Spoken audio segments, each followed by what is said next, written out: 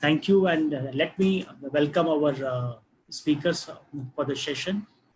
I can see some of the speakers are still joining, so we will just give it a minute for it. And by the time our other speakers are joining, let's just wait for them. And let me just give me a second just for the coordination. So the topic of the session we are going to have is encouraging and empowering learning through technology, bridging digital divide. And we have an eminent set of speakers here. We are having with us, let me see who all have joined. I can see Asha Alexander, Principal of GEMS, the Kindergarten Starters, Dubai. Welcome, Asha. Thanks for joining us. Please unmute, Asha.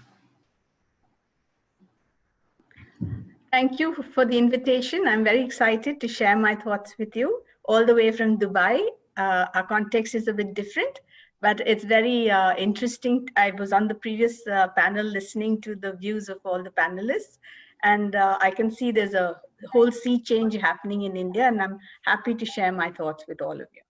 Excellent. Thanks for joining from all the way from Dubai. It will be great to have some of the experiences from Dubai here, discussed here. We have Dr. Lekha Bisaria. Good evening, sir. Welcome. She's the principal of Swami Vivekanand Vidyalaya, Mumbai. Welcome, Dr. Lekha. How is the weather in Mumbai, Dr. Lekha? It is hot and humid. It is hot and humid. I saw on the Facebook some beautiful pictures of weather clouds like yesterday or the day before. So no, they move away. Actually, it doesn't rain. Okay. They just give a glimpse and they move away. Okay. Okay. Great. Okay. Thanks for joining, Dr. Lekha. And we have with us Arpita Chakravarti. She is the principal of Asher School, Faridabad. Welcome, Arpita ji. Thank you so much for inviting me for this discussion, and good evening, everyone. Thank you. Thank you, and welcome. And I can see on the screen Preeti Kumar. She is the managing director of Solan Public School, Solan. Preeti ji, welcome.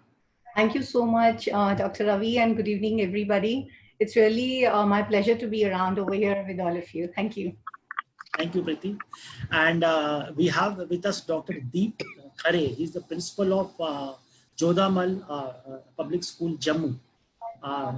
Dr. Deep, welcome. Thank you, Dr. Ravi. It is a pleasure. I've been with the whole session, whole day. A lot of learning, a lot of takeaways. I'm sure this is going to be again a very good session. All the very best, everybody. Thank you. Thank you. Thank you. And how is the weather in Jammu, Dr. Deep? Jammu is humid. It rained a day or two earlier, little one, but not the way you all sit away and think about Jammu. It's hell hot, don't worry. It's not cold like Kashmir. Okay. Okay. I always feel it should have been Kashmir, Jammu, not Jammu, Kashmir. So you think Kashmir in Jammu is not like that. It is just a Punjab. Okay. Okay. Fantastic. So we are all, I think, aware about the COVID-19 situation, and in this situation, the role of technology has emerged in a much bigger way than it has ever been in the school education ecosystem. And the topic is how do we encourage and empower learning through technology. So let me, in the beginning, request each of the panelists to give brief comments. Brief means 2-3 minutes max, so that we can have multiple rounds of interactions, and the audience will also be keeping on giving their inputs and comments on the Q&A. So we can take those questions also. So let's talk about in the first round that what have been the biggest challenge after the corona situation emerged in the schools, and with your experiences, and mainly in the aspect of the teacher capacity, teacher capability, teacher training. So let me start with Arpita ji. Arpita Chakravarti. Yeah.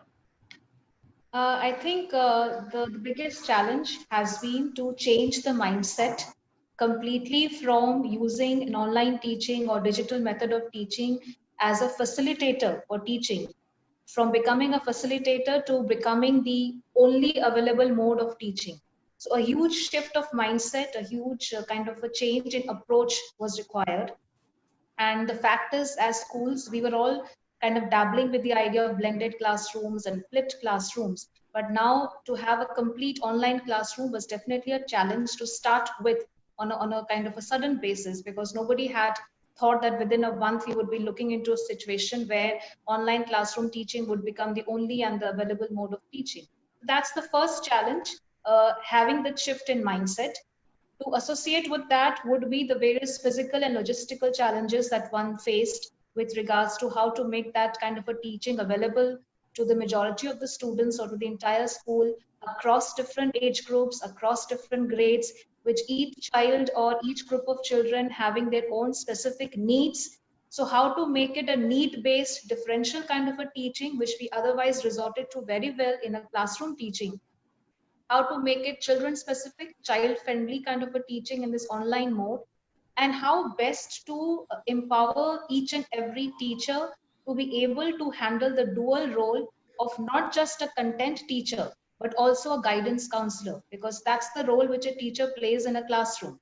It's not just about delivery of the content or the topic or the syllabus, but also to help in the overall development of the child's personality grooming, counseling, mentoring, just being a friend and just being there with the child to develop his or her skills. So all in all, these I think were the core challenges that one needed to face.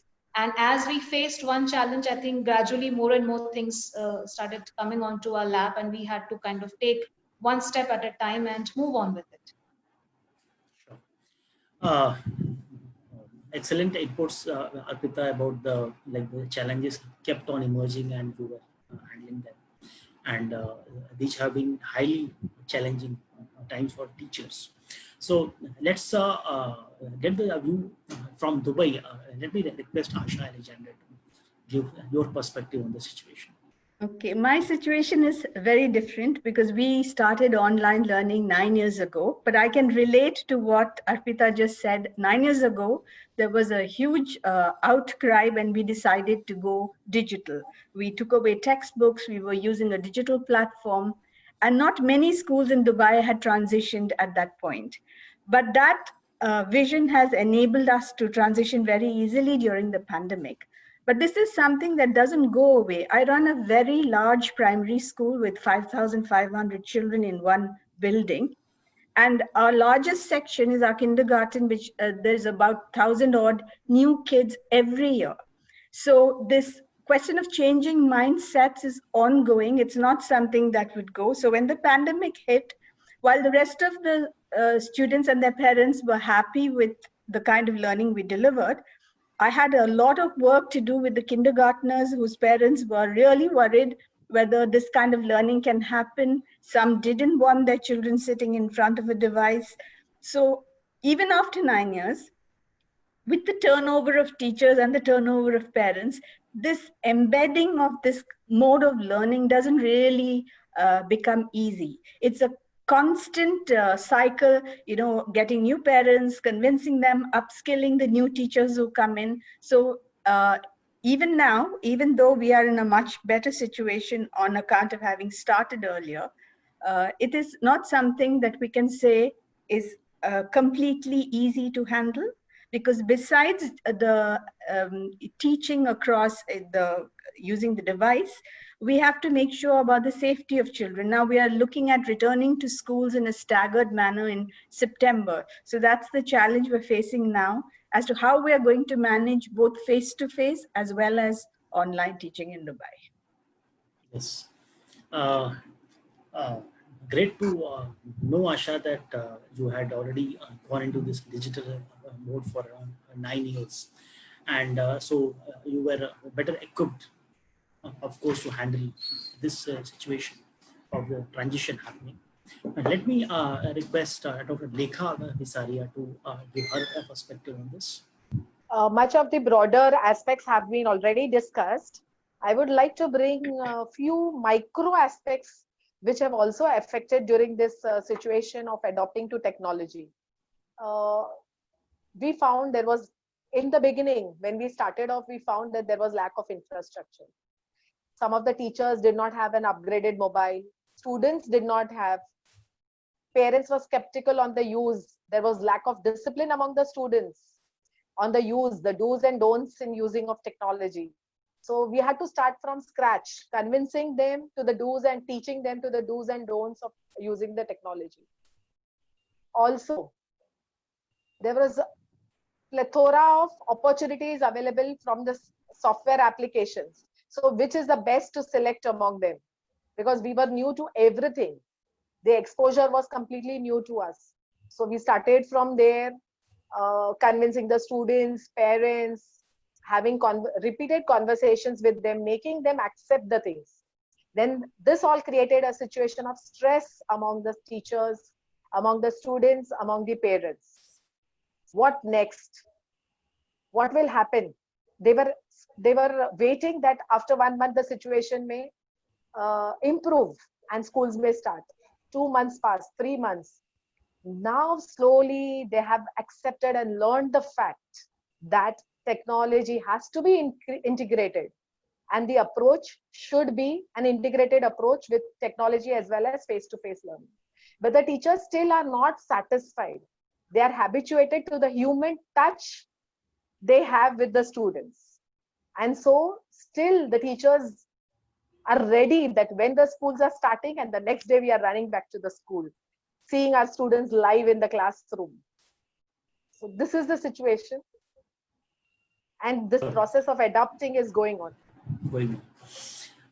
Great point, Dr. Lekha. I think in the beginning, everyone thought it's like just a month or a second month, and it'll all be it'll all be over.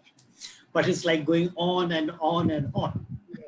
So we are all in that phase of like accepting that reality that okay, things have changed. We have to adopt digital. Very true. Right? Great point highlighted, Dr. Lekha. Let me come to Dr. Deep. How do you see the challenges? How you handle them? If you can talk about it. Please unmute. I've been rather informed about the problems and the digital things which has happened in the last 2-3 months. I'm a teacher of physics and I look at it in a very different way. I hope you don't mind what I'm going to say now. I believe in something permanent, not something temporary. This COVID has given a unique opportunity to everyone. If I talk about my staff, the teachers, they just behave like young children, as if somebody has given them a new mobile or a new game. All right. And well before even computer department, people try to help them. They learn from their own children, the neighbors and whatnot. Means it was not the school prerogative or interest to let them go online.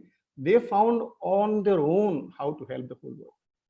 The concern and the care which I think every teacher has, and the adaptivity which every child and teacher has, that has made this all thing very simple and very possible.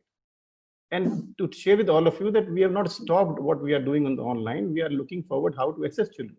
We had a very serious round of assessment using Google Forms. And also we developed methods of making it more secure and right by trying to have even pen and paper tests. So this is what was done for the masses, I'll say. But if I give my personal perspective about it, I was, as a teacher of physics, I was just thinking that why don't this unique opportunity for children make them an independent learner? The teacher says that I will not be able to teach you these portions, dear children, manage yourself. I'm seeing the whole world, the parent, the management, the school, the government is trying to let them not to realize what is going on through. We're trying to put the whole problem of COVID as if children should not be getting affected by that. It is a lifetime experience. They should go through the rigor, the struggle, and the problem of this COVID. They should realize that this can also happen, that at one point of time, I may not get something which is every time I take it granted for. The amount of help which we all are giving to our children, I have always been saying that it is making them weaker every day. I don't know how much we will be lacking this, but it's a fact of matter I personally feel. The children should have strength to face adversities. We all will talk about AQ for hours put together, but we would not like any of the child to even lose a single mark in exam. Then I'm sorry, it won't work out. So I was looking at it as a very big opportunity where the teachers and the children will stand on their own feet and say, leave it, I will manage my life. It can be probably not going to go for younger children, but for the children who are in 6th, 7th, and 8th.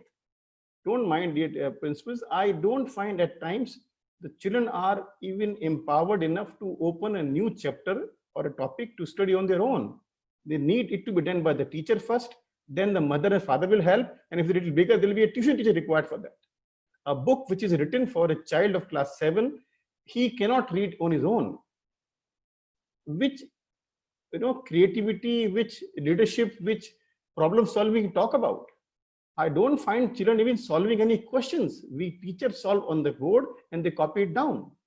The homework given is again question answer, which is again, we mark then copy this down there, that's all. Now, independence in what sense? The help like digital content or all kind of support, I always feel these availability of many things have reduced the imagination of a child. I remember when I used to teach physics 30 years earlier, I used to make children wonder and to imagine, think you are going in a plane, because that time even I have never sat in a plane. Just think about various things. They used to be tried to imagine, which is one of the very, very important thing altogether. So my take on this particular situation is, I never thought it will happen, but we have wasted to quite an extent for our children. We kept them away from all the real thing. We just put them into a room and locked them from outside. We're trying to make them comfortable, ignore something great happening. I was giving this example to somebody that I was taken to a great place to watch, say, Qutub Minar. I was taken, and I was busy watching my mobile and listening to my music. I did not see the Qutub Minar, and I was there altogether. I was busy eating popcorn. So my kids are eating popcorn, they're missing out on Qutub Minar. This is what my take on it is. It is true, it is a big opportunity for teachers to grow. The language teachers were supposed to be always very comfortable without going through the digital things and all that. They've learned, they've discovered themselves. And I have a very strong feeling that each teacher, each child has that ability. Let them go through that problem. If you keep on supporting them, they will not be growing altogether. My always idea was that let children do things. You sit and watch from a distance. What has happened, I find everybody is helping so much that children have stopped learning anything, frankly speaking. They just prepare some notebooks, they cram it off, they write it off, they pass it. I always ask a question to my toppers that, dear children, if I give you same paper next day, will you get same marks again? And what not has been done for that? The result of 80%, 90%, what not is being done for that? And how futile is it? I was supposed to speak on the digital divide. I'm rather worried about the divide between what should be the education and what is happening. And I'm the part of this whole process for the last 30 years. I was always thinking that children should understand something in place of knowing something. We have a million ways of imparting knowledge. What about understanding? I feel that home is the best lab available. The experience of children in the school, not only outside the school, is much more experiential learning. Demonstrating one test tube in a class is not experiential learning, dear colleagues or those who are watching it. The experiences can't be removed from the life of anybody. Each child experiences every day. If we connect that with the teaching, the experiential learning is happening round the clock. You cannot stop it. Unfortunately, we thought what he experiences is not learning. How odd is it? How out of context it is. Whatever he experiences is the experience of learning. And we thought, no, no, I will give you experiences. What you experience is useless.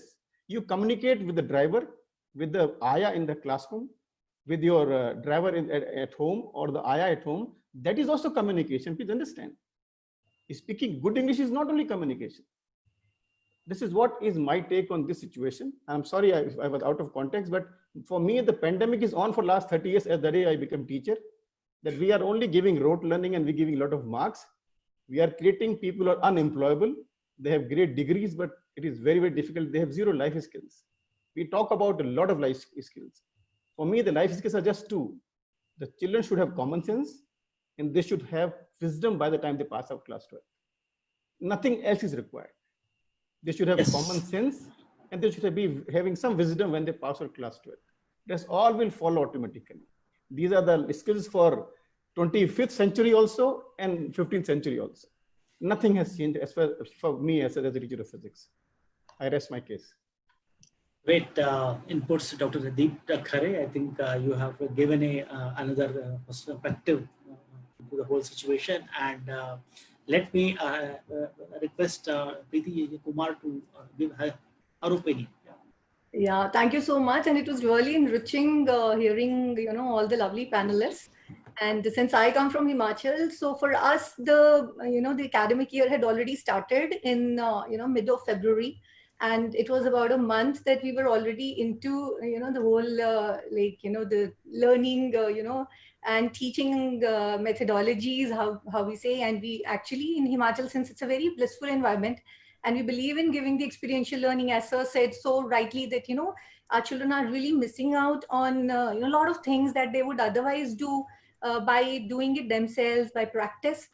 So what we did at our school was that we, enabled our teachers, even till today, every alternate day, we have PDP sessions online for the teachers, because this was actually a very big paradigm shift for, all the teachers. I mean, when we talk about life skills for children, social skills for children, I think our teachers needed it all the more because they were getting panicked. They had to take care of their household chores and they had to take care of their lesson plans, their learning outcomes, and, numerous circulars, training programs that are going online.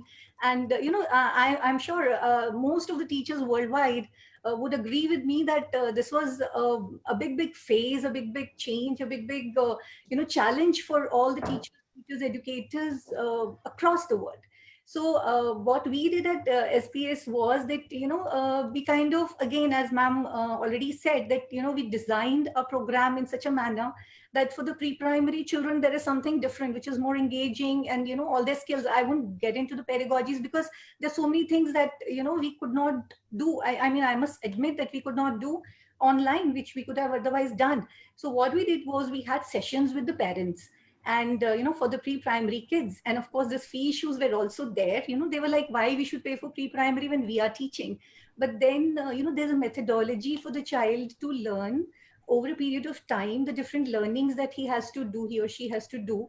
So we kind of engaged the parents, took them into confidence, and then, decided on how to go about it. Then for middle school and a little older children, it was more on project-based, activity-based, and even integrated teaching. In the sense, I've had sessions like over Zoom or other platforms, Google Meets, where a science teacher and an English teacher are teaching together. So, and, it was kind of a real integration where, children were given projects. For example, there was a project on festivals that we have. There is a local festival called, Shulni Mata Mela in Solan. So we all as Solanites were missing out on that. So all of us got together and we made small videos and we kind of prayed together online and did things so that, it was a learning not only for the children, but also for us as mentors to change our mindset into a way, because all said and done, it's going to be a hybrid education even for future for us. It's going to stay for some time till we get the vaccinations, till, our mind is completely out of it, that, okay, now we are safe and we can go out, our children can go out freely, safely. and happily. And we are all looking forward for that, sir and ma'ams. Obviously, I'm sure we do not want this thing to be forever, but it's going to be an integrated learning for sure. That's all I have to say. Thank you so much. Right. Preeti ji, you have mentioned about that this is going to be hybrid for some time, and it is we all have to adopt to it, we have to change it to it, all that stuff, which is like everyone is thinking about. Let's think about it from the side of the teacher. We all have seen some of the social media posts where some teacher was shamed because she was not able to teach online well. Some of the videos have gone viral. Many teachers are not having that much comfort on like coming online and teaching. What was once upon a time a closed affair inside the classroom, where parent was not having access. Right now, she is supposed to teach in front of the whole family. So it's a very different situation, and different teachers are having different digital expertise, digital savviness. So someone mentioned about Google classrooms, and different schools are adopting different softwares, and the learning curve has been steep. Like all teachers were supposed to learn all these skills in something like a 1 week, 2 week, or 3 weeks, or 4 weeks. So what could not happen in the last 10 years had to happen in a month. So now we are adopting to the situation that this situation will may go on for 2 months, 3 months, maybe even 6 months. So this is a long haul. So let me ask each of you about that. What are the new skills which now the teachers are supposed to require in these changing times? What are you seeing? What are the new areas or capacity building areas are emerging, or are there none? Maybe all have adopted. So let me request Arpita Chakravarti to give her views on this. Very rightly said that this particular change is something which brought about a huge shift from something which was not possible for many years, and then within a period of a month. And the fact that we're having this kind of a platform where we're sitting and discussing that the change has taken place tells you that how well and how, I would say, successfully our teaching community and our teachers have not only adapted, I would say, but have successfully mastered the change and the need of the time. But keeping that as one side, I would say that yes, as a teacher, it required a lot of new skills, which they have worked very hard, they've acquired, they've imbibed, they've kind of remodeled. And one of the basic requisites of being in the teaching profession is to always be open to the idea of unlearning and relearning. And that is something which everybody has done in this day and age. To be there out with the child in the home surrounding, where even the parents are having a direct access to what is being taught in the class, rather than using it as a kind of a factor which can distract or hinder the teaching process. Our teachers have very successfully used it as a collaborative tool where parents are also a part of the learning process, especially in, I would say, in the primary, pre-primary age groups, where since the child also, you have to understand, is now away from the physical contact of his peer, and the fact that the teacher can only be seen and heard, cannot be felt.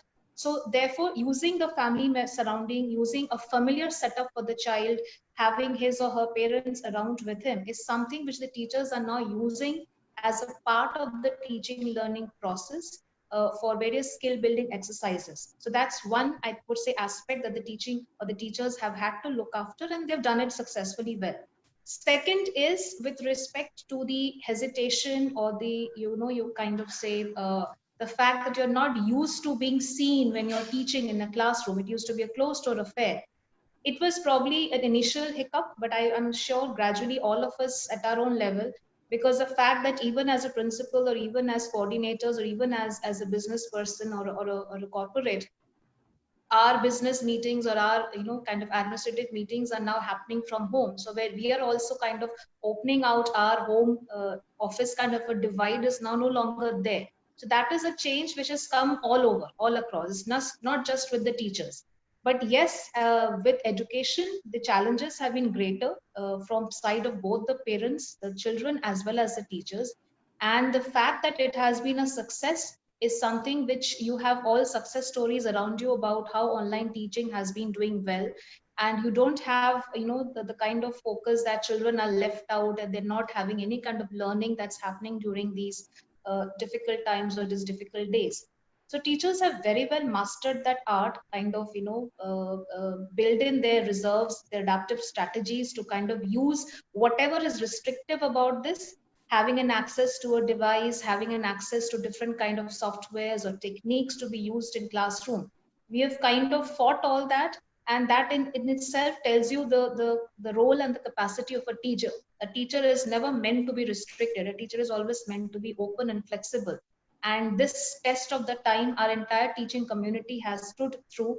And I think I'll be joined by all my esteemed panelists when I say that we all feel proud to be part of this community of educationists and educators. And I think we have also equally done our job as teachers in kind of making our children happier and keeping their learning curve going ahead. Sure.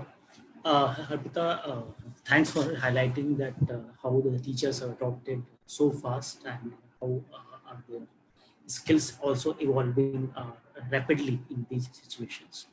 Let me go out to Dr. Lekha Visaria about your views about teacher capacity building in these times, teacher training and teacher capacity building. Dr. Lekha. What I see, the teacher has adapted to the situation. She has taken the training, but she has not been able to develop that connect between the students and herself. She doesn't find, she is trying or she's striving to engage her class 100%, because there are instances where the students go to the chat window and discuss among themselves. Every now and then they have to be given instructions to pay attention. So the teacher is still striving. She is in the process. She has accepted the fact, but she, at the same time, she is striving to be impactful, making her class engaged, making learning interesting.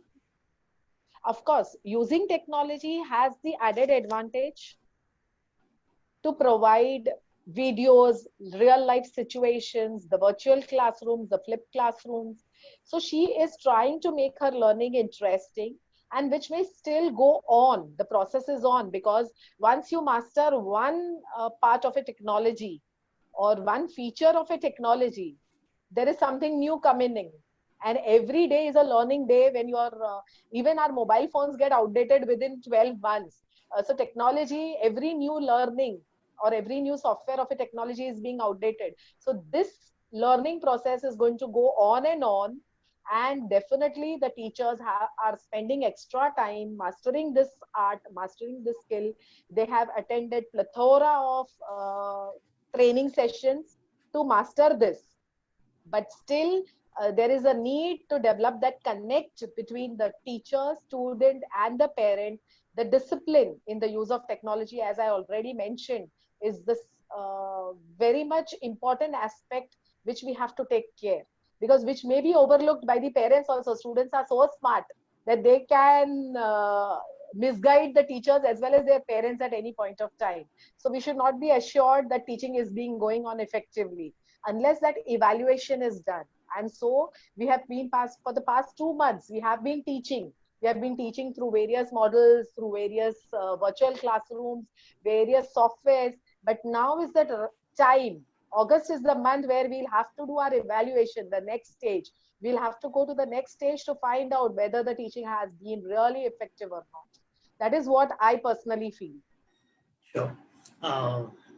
Excellent inputs, Dr. Lekha. And let me ask Asha Alexander that what are the challenges in evaluation in the digital scenario, like when the student is not coming to the school and you are teaching online and you are supposed to evaluate the child digitally.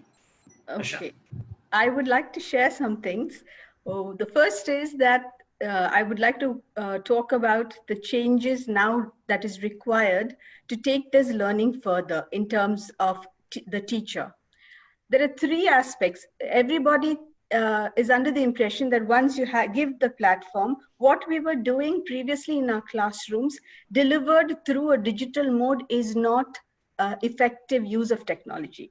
Now we have to go beyond delivering what we were doing in our curriculum by the mode of a computer or a mobile to reach the children. So what we were teaching had to be changed. Not everything that we do in the earlier curriculum is possible in an environment like this. So teachers had to adapt their delivery of the curriculum. For that, there were three things that we did. One was to give students choice. It's not enough, like Dr. Deep was saying, to just give them material. They have to be engaged by being empowered to take decisions about what they are learning, how they can be assessed. So there are a lot of tools.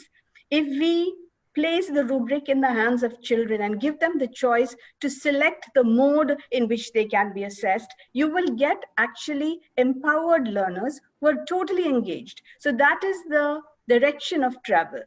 Secondly, the teachers were the people who listened to the children. So the only audience that the children have is the teacher. So you share a thought with me, it rests only with me. I can silence that voice by not giving you anything. You and I are the only people who are interacting. But if we change the model to be more collaborative, get children to collaborate with each other, to share their learning with their parents, their families, with the world, through digital portfolios. Children use social media very well, but if we teach them responsible ways in which they can change, then teachers can change with that. And finally, the third part of it is reflection.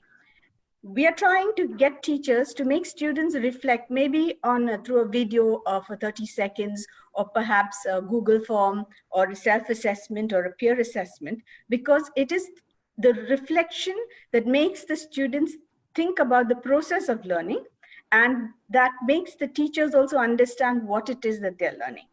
You were speaking about parents, being critical of children and teachers when they're online.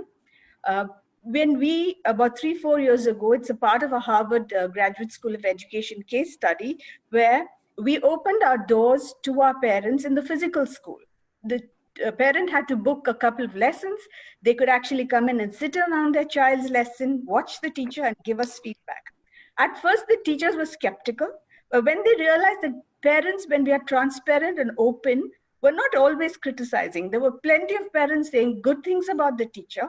They became greatly encouraged. We have almost 3,000 parents coming into school every year. Now, this has changed with the pandemic, because every day the teacher is being seen, not by 2 or 3 parents booked, but by hundreds of parents who are in the classroom. But because of the experience they had, they were more confident that parents are not always critical. You've got to encourage, you've got to invite their opinion. And by talking to them, I think by being transparent, parents are finally human. They get it. They understand that the teacher is learning. The teacher is in the process of learning. She might fumble. She may not find the right word. So if you speak to them, they understand. And now they are perhaps our greatest supporters in this way. When you're talking about assessments, it's very vital that assessments are carried out. We use 2 products which come from India. One is called MindSpark, and we're using it for mathematics and science. And we use another assessment recently called Open Door Assessment, which is how you teach and reteach students. If you draw assessment only from one paper pencil test or one particular test, you're not getting the development and progress of the child in a wholesome manner. So we continue to assess, maybe online through Socrative, Kahoot, while the class is in progress, to see if they're understanding what we're teaching. But we also give them project-based assessments, pen paper tests, multiple choice, to make sure that when we are saying somebody's learning something, we've looked at the whole range of development and progress of the child. So there's a lot of exciting things happening, a lot of new venues, avenues being explored, a lot of new assessments being looked at, a lot of learning. Even though we were doing this for 9 years, the pandemic has made us do it every single day with an intensity which we were not doing earlier. So there's been huge learning for parents, for children, and for their teachers. Great input, Sasha. Thanks for highlighting this access to the classroom initiative which your school has done. That if the parents have access in the classroom, I think that trust increases. Yes. And it helps in bringing and I want to collaboration. just add that now during the pandemic, what we've done is they are being allowed to see classes other than their own. So kindergarten child's parents can see a grade 5 class to see the vertical progression. And they're so filled with reassurance that this is not, learning is not great just in math. It's there in Arabic, it's there in Hindi, it's there in Malayalam, it's there in physics. They are able to see that every teacher is competent, and we are happy and proud to showcase our teachers. So we call it virtual open doors. We are allowing parents to see any class they wish. This is amazing. This is wonderful. Anyway, this is great. And let me come to Dr. Deep Khare, and you have talked about opportunities, and I think that Asha also talked about this situation has thrown open a lot of opportunities for innovation. So if you can talk about that, Dr. Deep Khare. Please unmute yourself.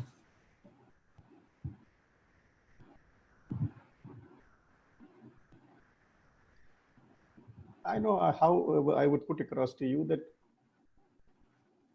we in general, whatever be the method which use, the platform we use, the classes we run, whether somebody is watching or not, we try to make all children identical in our way of approach to them and our expectations from them.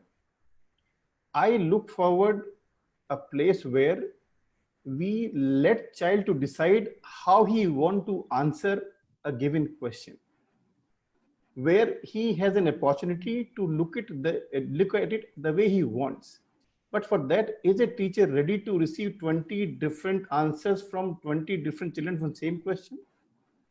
So the customization which is going on all across in whatever we may the ways and means of pedagogy they call it, we are losing out on the intellectuality of the children. We all are making them identical. This is where my personal problem is. When you start respecting the individual child's learning experiences, you will find him growing in his own spirit and self-esteem of his. He will become a person who will be able to stand and say that I want this. He will discover himself. So the opportunities, like for example, I heard in one of the webinar, one of the sessions that one school has made a display of artifacts made by children around 3,000 in number. But my only concern was in that whole thing, but I couldn't ask this question. If these artifacts has been made at home, then I have a lot of doubts about it. If a teacher, last year I was working in a school which was in inception, I was a founder principal, and I just requested management, allow me do one thing, something unique, that everything made by children, everything will be made by the children in the school. Parent will not be even knowing what is he making in the name of project. So whatever he requires, the school will provide, and whatever he does, they will do only in the school. And I tell you, in those 10 days of preparation, the school has zero discipline problems. School has no problem at all where the kids are, and it is the most involved time of the school as far as the children, class 4 to the principal to the management there. These are called experiences. You see, and these are called opportunities. And we cannot make it once in a lifetime. They go, okay, once in a year we organize this. This is not going to like that. You see, somehow we have to figure out that we have to break the class into individuals, which is not an easy job, I know very, very well. When you talk about 5,000 kids, it is a tremendous task. But somehow I have a very strong feeling that we are not able to respect the individuality of a child in the whole process. The intellect is being suppressed or depressed or done something about it. And then we say that a child who got a topper should have a brilliance. The initiation has gone. His formative years is, is used for copying and cramming something off. I personally is somebody who is very against all kind of recitations. Because when you recite, you don't understand what is happening.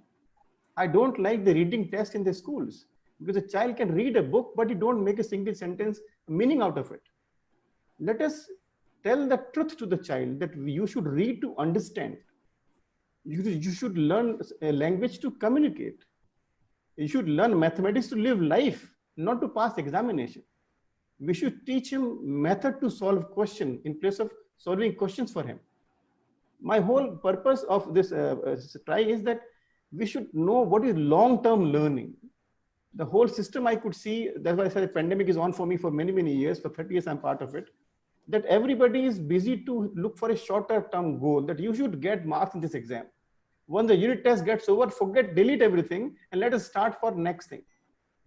It means a child who has passed class 9th has nothing to do with class 9 that day onwards. Now, this cannot be called education altogether. What about at the end of class 12? He'll be all blank slate. He has to rewrite everything. So we as the educated leaders, we have to inform our children, our teachers, that do figure out what is important to teach permanently and what is temporary. We all are busy letting children know the facts, remember the facts. And being a teacher of physics, let me tell you, in the board question paper of class 12th, all the constants are printed by CBSE. You don't have to remember the values of it. That the speed of light is so and so, they write and give it in print. They are discouraging cramming. But if you talk about in general, most of the questions are based on cramming. So the whole idea of delivery is to fulfill the requirement of getting marks.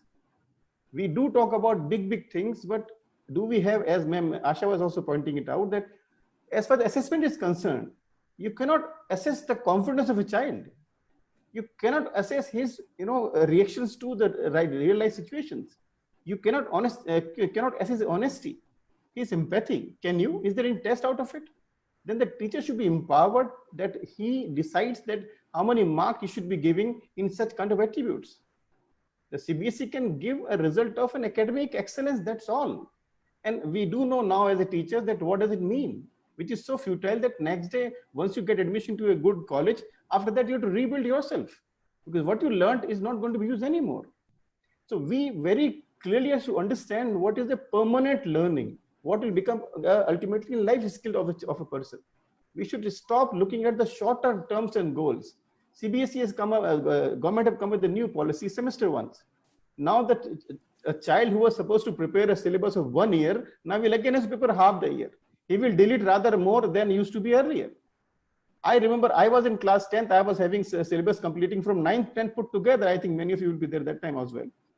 So and again, if the questions are asked of cramming, knowledge of facts, I always have said that mobile is a body part nowadays. Mobile is a body part. You will not find oxygen, but you will find Wi-Fi everywhere, right? So all knowledge which you want is available. You tell me what you want, I'll tell you in 1 minute. I have to remember nothing. Then when we know it very well, okay, how many of us are busy writing these days? We type, but we all want our children to have good handwriting. In the last 15 years, I don't have written a single letter till today. And we think our children will be writing letters and drafting whatnot, and we are busy teaching them those skills. I very categorically say that our whole system is preparing children for the past. It is not preparing for future. We are so bound by our own inhibitions that we don't want to speak this out. We very well know that we are saying 21st century skills. Which one? Which one you talk about? Children are not independent. They cannot solve problems, please understand. You see the way some of us was listening today, and you were also pointing out, the children should be made interested. I was trying to tell you that the teachers were interested to try out this new platform. It was not a challenge for them. It was a newness. Let us try what happens. Then naturally it took a lot of time to make them confident to deal with. And there's still many people who are still not that good as we all expect. But this is how it is. So we have to be very, very clear that what we intend to do. You see, CBSE or any board basically gives a very exact learning outcomes to everybody. But we know heart to heart how many learning outcomes are being realized at any level across from class nursery to class 12. We prepare children for passing exams. We know this is going to come, so prepare. Not learn, prepare somehow. Write it off, forget next day. Until unless we are very clear, our teachers are very clear that what will be in long run live with the child. That will be the takeaway of the child from the education. So and for these, the children need to be given opportunities. For these, they should be allowed to do something which is unique. In place of giving same question to all children, let us create different question for different children. So the idea of copying and competition stops, they start growing. Competition is not a growth, I'm sorry. It is somehow. And somehow is not life skill. It's a management. This is what I say, Mr. Gupta.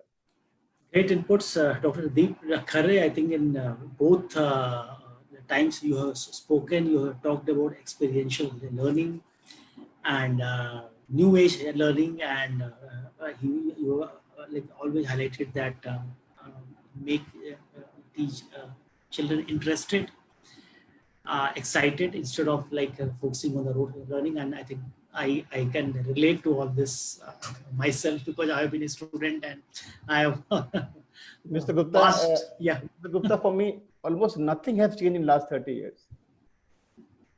Almost nothing has changed. And if you say the technology has boomed, I think there is nobody who is not knowing how to handle technology. It's not a great thing. It is something which is human created. We all are wonderfully adaptive people.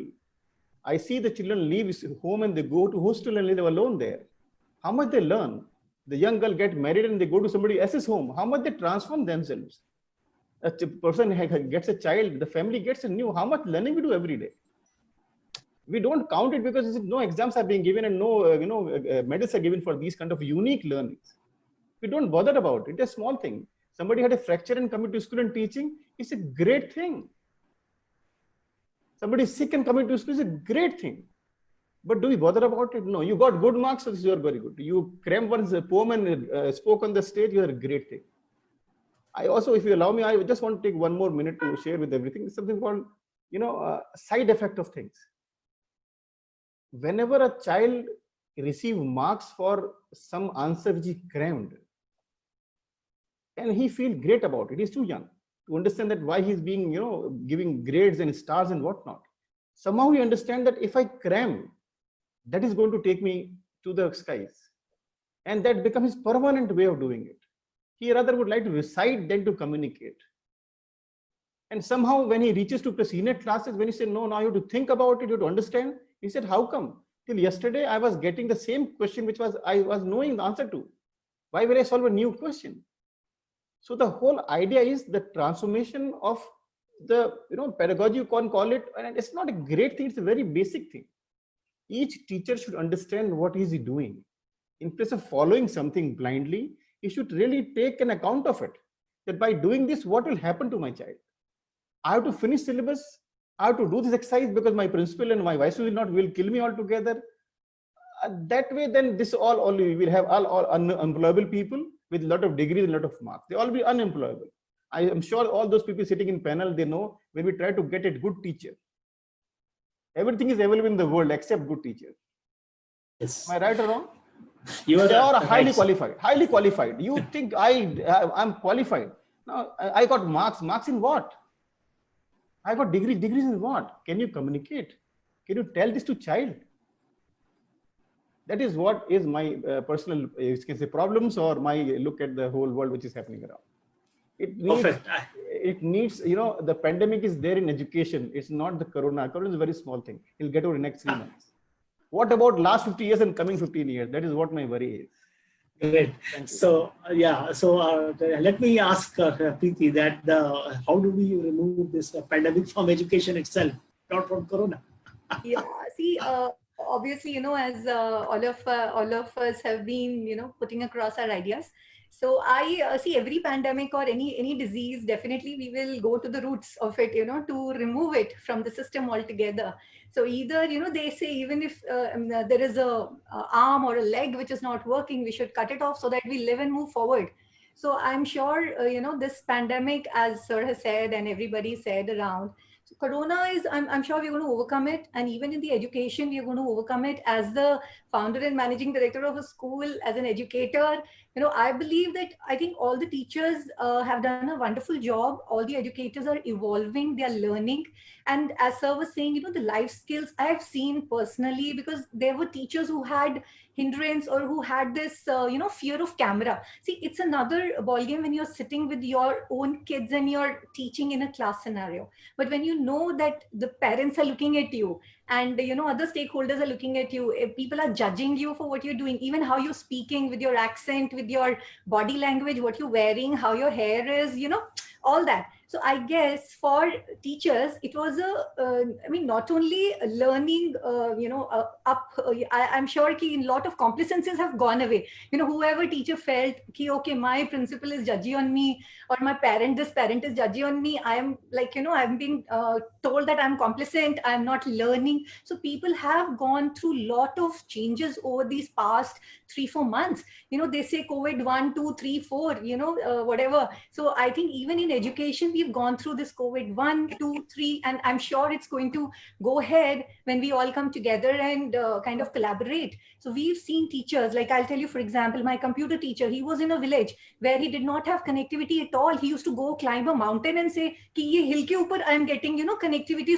But there's no system. How would he teach? So then we collaborated with our physics teacher, like as you are, sir. So the physics teacher and the science teacher who had a system at home, and they both were coming together on Zoom. So this guy was, the computer teacher was teaching, and this lady was kind of explaining things to the children. So it was more of helping each other out, which otherwise I'm sure in school they may be, politicized also. Oh, he's not of my department, and this is computers ka job, it's not my job, and stuff like that, which was completely shunned off in this present scenario. I mean, this was a very positive thing that I found practically, which was happening. Language skills were improved. I saw teachers talking to each other, the maths teacher going on to the science teacher, okay, you teach me how to speak, because now parents are looking at me. I can't just talk about numbers. I have to speak. I have to tell them real-time examples. For example, they were doing projects on, COVID cases going up and down, making bar diagrams, trying to extract things from here and there,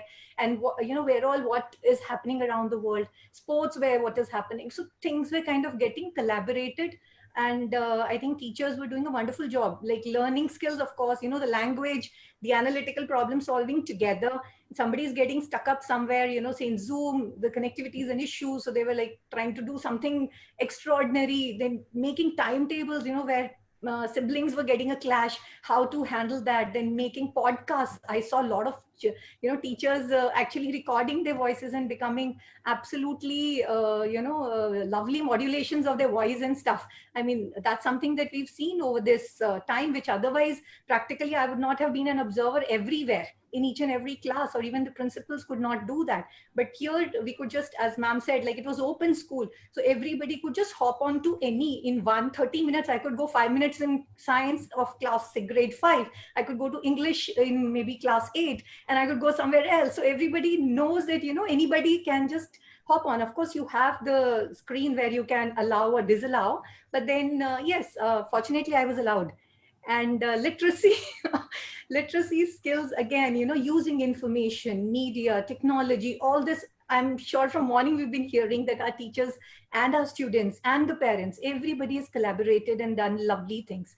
Life skills, again, being flexible, the leadership, team spirit is something which I really, really enjoyed. And I mean, I was overwhelmed by seeing everybody doing it, not only in the school, but across the schools. I've seen a chemistry teacher from another school actually coming in and asking, okay, can you share your video with me, or that PPT that you made, because I am going to teach it in my school, and, I can do it. So it was like somehow an overnight shift over collaborative learning. And I mean, the more privileged schools kind of became hubs to even take into fold the other smaller schools, and maybe even teachers who were not like having even the basic equipment. Some of them just had, like, I come from Himachal, so I can relate to it. They're not so well paid, some of the schools and teachers, and the things are not that rosy as it is in the metros. So things were really, really bad. But then all the teachers kind of got in together because their prime focus was at the learning or the graph of the learning of the children should not fall down. Not even a single day. I have heard teachers telling, okay, we are ready for the, cut in our salaries, but we are not ready to cut down our lectures. We want the lectures to go on and on and on. We are ready to send podcasts. We are ready to, give information. We are ready to collaborate with children. We saw teachers making groups, with the children also, giving them group activities, and kids started doing it amongst themselves. And it was nice. See, this is something which I'm sure there were a lot of negatives also. As I said, there were sibling issues, there were connectivity issues. They were like, somebody's like, WhatsApp pe le lo, 5 bachon ka group hai, let's do it on a WhatsApp. So those things also, we kind of evolved and we learned during this process. And it was a wonderful learning and a journey for all of us. Life skills, literacy skills, learning skills, everything put together. I'm sure what Sir said, that yes, it's like do it yourself. The ultimate learning outcome should be how we are applying it in real life. If 2 + 2 is 4, and why can't it be something else? So that's something, which we really need to explore. If a child wants to put a video of the answer the way he wants, maybe in a poem or a script or something, I think we should be open to accept it and then accordingly assess the child, not just like he's written, his handwriting is good or he's typed well. I think every child should be given that opportunity to express the way they want to do it. Thank you so very much. Amazing, amazing. I think the stories you have talked about are very, very important and very, very deep, and they should be celebrated, because in these challenging times, it is the teachers who have actually emerged as the heroes, who have actually transformed themselves and taken up the challenges of digital connectivity, coming online, teaching online, handling a totally different situation. And so hats off to them. And also the challenges of various things happening in the media regarding fees and all these issues, and this the part of it, like keeping up a brave face and handling the situation.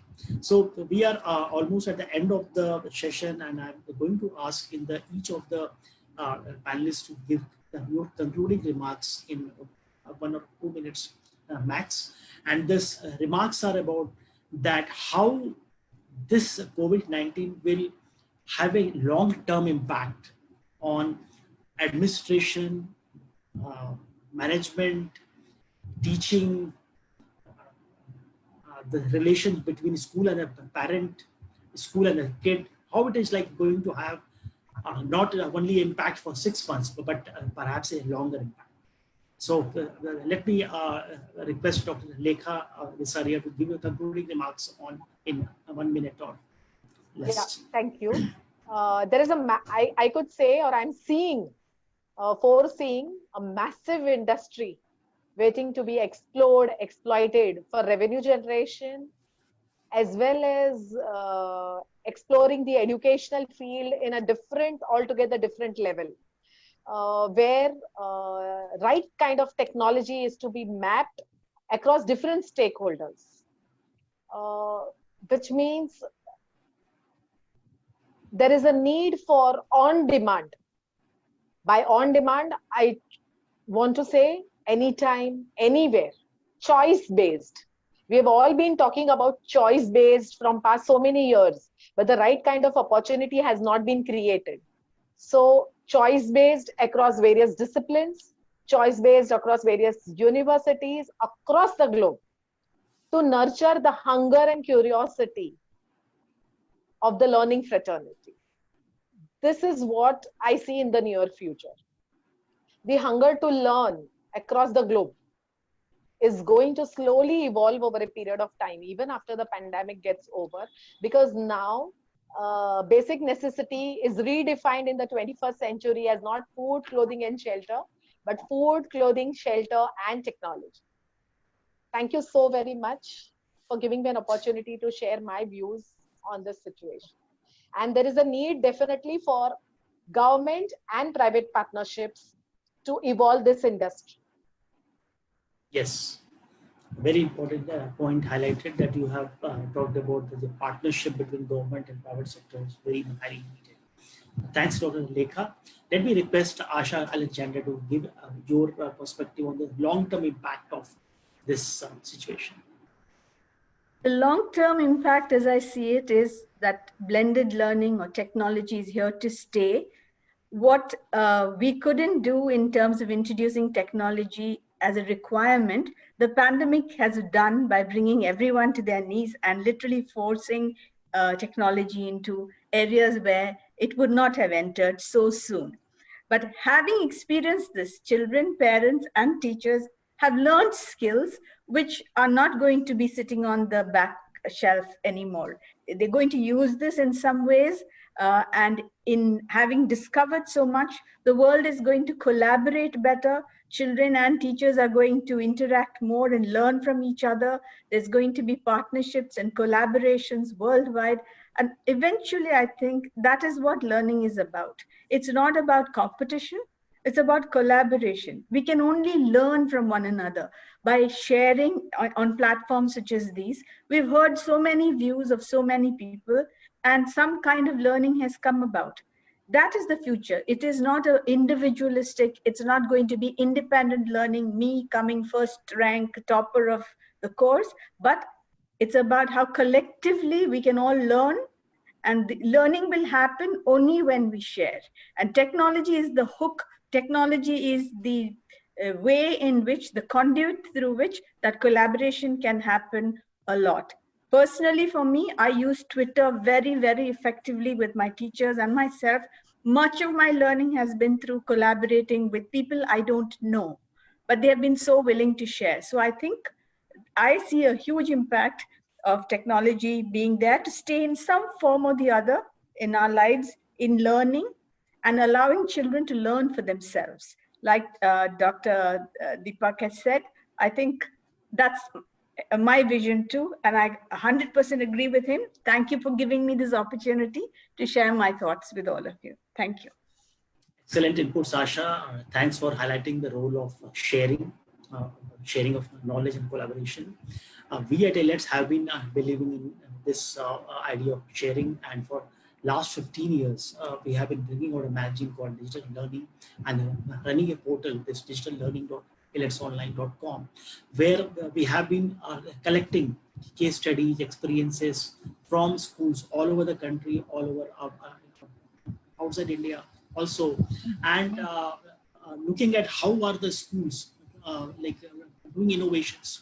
And our idea is that if we share these experiences, more schools will be inspired and will be collaborating among each other, and they will collectively take the education quality better through collaboration. So I'm so happy you talked about these collaboration and sharing, and you also talked about Twitter.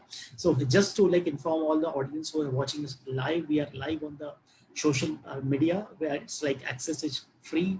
So it's all this discussion is right now happening live on Facebook and also YouTube, and the link is also shared on Twitter. I am requesting all the speakers and also all the audience to please like and share this on your social media, so that the excellent ideas which are getting discussed here, they reach out to a lot more people.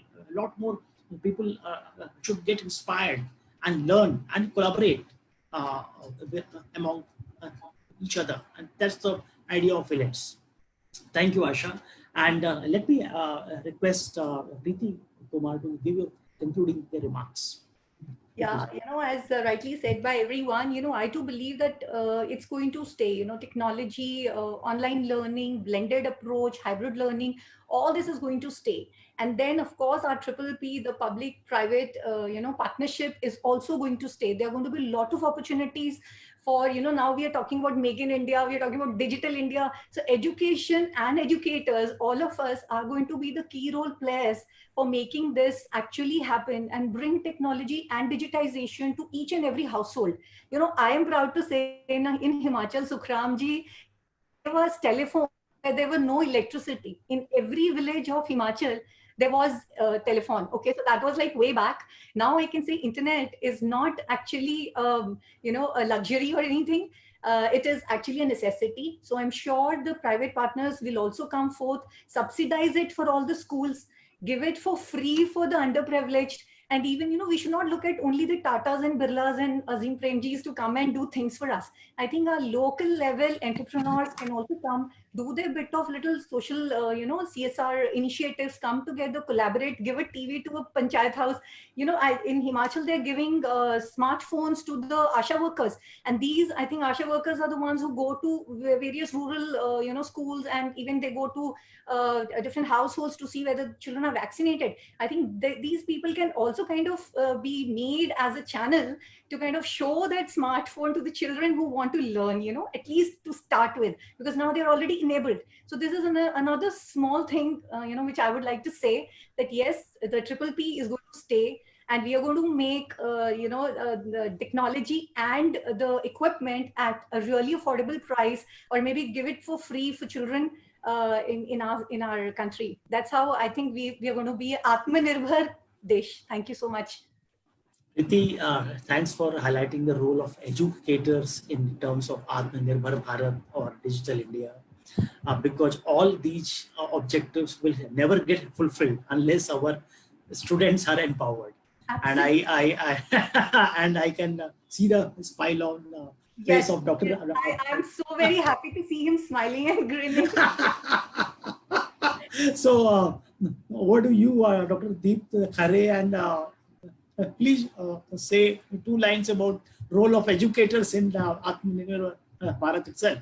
Sir, I have already put my points, and if India has ever to become independent, okay, not from English people, or Mr. Modi's India, Atmanirbhar India, what makes India or his future?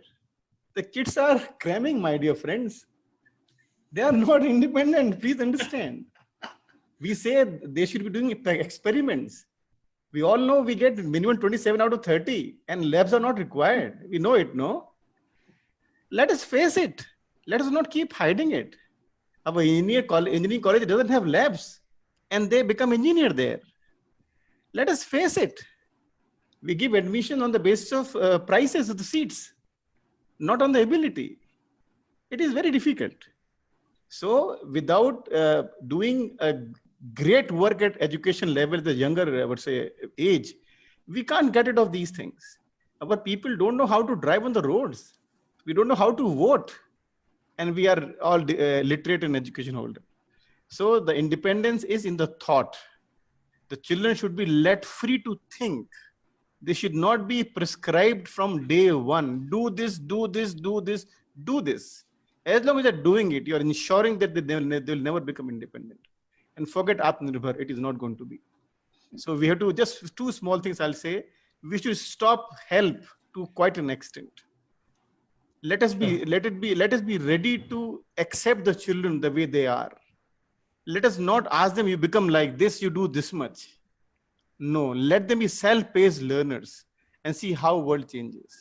It is not easy, I know very well, but it is not impossible. Let us, my last sentence probably, let us do things purposefully, not just doing for the namesake. In some schools, we have some prayers in the morning or some mantras we chant. Do you know the meaning of it? But child is made to, recite it. He understands the value of it. Okay, I have to recite, I'll be called a good child. But the after effect of it, it does the same things in the same manner. My only request is we should be doing things purposefully, not by knowing, by understanding and doing it. That's what I say. And if you say the effect of pandemic, technology will be always there. It was there. I told you, mobile is my part of body. My body includes this thing. So I don't breathe oxygen. I need Wi-Fi also. The moment oxygen is not there, I will not realize. But the moment Wi-Fi is not there, I will realize Wi-Fi band ho gaya.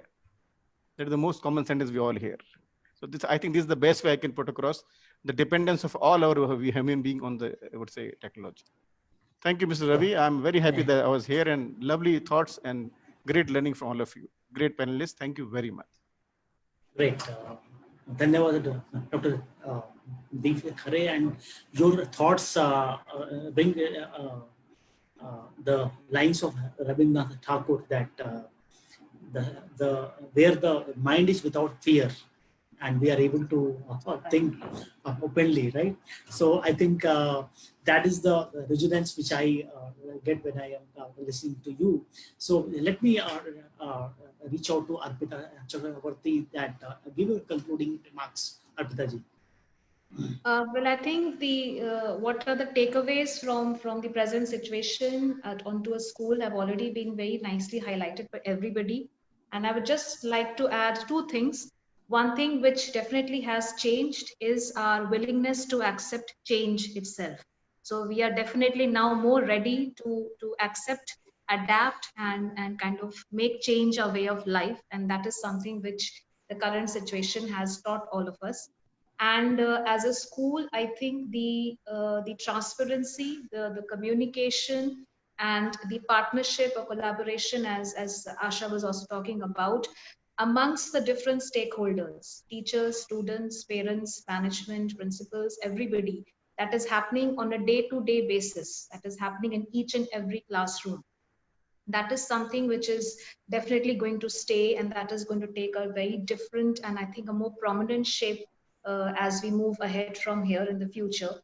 And that in a way, I think the willingness or the readiness to change, and the fact that we're all changing together as an entity, it's no longer a decision which was taken by the school and accepted by the parents, or something which was necessitated because the children behaved in a certain way. It's now a collective and a conscious, I think, kind of decision which is going to be taken with every aspect related to a child, his learning, his education, and whatever happens in a school. That I think are the long-term effects that the current situation is going to have. Technology, very rightly said, has always been there and will always be there. But how are we using? How are we adapting and changing ourselves? And how best are we empowering our children to use technology? That is something that we need to think about as we move forward. So thank you again, and thank you for having me on the panel. Thank you so much. Yes, excellent inputs, Arpita ji. And before we conclude the session, I just would like to inform all of you and all the audience that we at IELTS have been in this mission of sharing knowledge and innovations in the field of school education, higher education, also at the preschools also. And we are launching a school leadership training program, workshop in September for teachers all across India or across the globe, so people can access it virtually. So the logo is here on this screen, and this is called IELTS School Leadership Development Program, and we are the aim is to bring some of the excellent educators from all over the country or outside India also, and do intensive sessions of like half an hour, 45 minutes, where we get into the various aspects of education, and they, the leaders of the education sector speak about like developing the capacities of teachers and the various aspects of education. So this we are launching it, and we will be requesting your support and your guidance in our mission of spreading new innovations, new ideas, as we have discussed today. So thank you all for your participation today. And also I'm requesting each of you to please write an article or give an interview to our team about your ideas about innovations in education. As we heard, lots of great ideas here, and we would love to publish it on our digital learning portal, our magazine, and so that it reaches out to a large section of the school community. And our school portal has a huge following, thousands of people visit it every day. So the idea is that lots of schools all over the country, even in the rural areas, get access to experts like you who have spent so much time in this sector, and they also like upgrade their schools with these ideas. So that's the whole objective of IELTS and Digital Learning magazine. So with this, I thank you, Asha Alexander-ji. Thanks for joining us. Namaskar. So happy to have you here, and we will keep you bothering again for like our future. Yeah. Thank you so much for the opportunity. It was wonderful learning from all the panelists. And I'm so hopeful for India, having interacted with such eminent principals in India. There's so much hope that I'm excited about what the future holds. It was a great national education policy that I read, and I think the direction of travel is absolutely right. Thank you once again. Thank you. Dhanyavad, Preeti ji. I was like so glad to hear that in the remote areas of Himachal, how are the educators coping with this situation. It was very inspiring to hear that. Thank you for sharing this experience. Dhanyavad. And Arpita ji, thanks for being here. Great thoughts from you. Dr. Lekha ji, thank you for joining us.